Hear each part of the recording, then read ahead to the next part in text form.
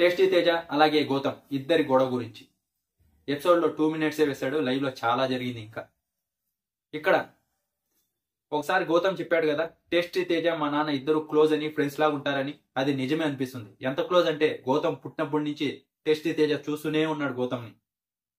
నిజంగా నన్ను అంతలా సర్టిఫికేట్ ఇచ్చాడు. లేకుంటే వాడు ఇంతే, నేను 20 weeks ట్రావెల్ చేశాడంట, గౌతమ్ ఇంతే అని బాగా తెలుసుకునేసినాడంట. నువ్వు అన్ని ఎలిగేషన్స్ చేసాక ఇంకా ఏడవకుండా ఇంకేం చేస్తాడు? ఏడిస్తే సింపతి అంటావు. ఇంకా నువ్వు ఫ్యామిలీ వీక్ లో నువ్వేం చేసావు? దాన్ని ఏమంటారు? ఎవరికి ఏడుపు వస్తే వాళ్ళు ఏడుస్తారు. వాడు భయపడిపోతున్నాడు, వాడిని గురించి నేను బయట పెట్టేస్తానని ఏడుస్తున్నాడు అంటావు. ఏందిరా అయ్యా ఇది?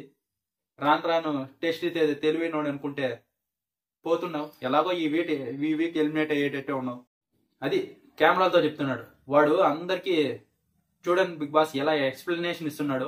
వానికి తెలిసిపోయింది నేను బయట పెట్టేస్తానని, అందుకే అందరి దగ్గరికి పోయి ఎక్స్ప్లెనేషన్ ఇస్తున్నాడు అంటున్నావు. నువ్వేం చేసావు? నువ్వు కూడా అందరికీ నబీల్ దగ్గరికి వాళ్ళ దగ్గర పోయి ఎక్స్ప్లెనేషన్ ఇచ్చావు కదా, వాడు ఇంతే ఇది ఇది. నువ్వెందుకు ఇచ్చావు? ఎవరు ఉన్నది వాళ్ళకు ఉంటుంది, ఎవరు మాట్లాడేది వాళ్ళు మాట్లాడతారు.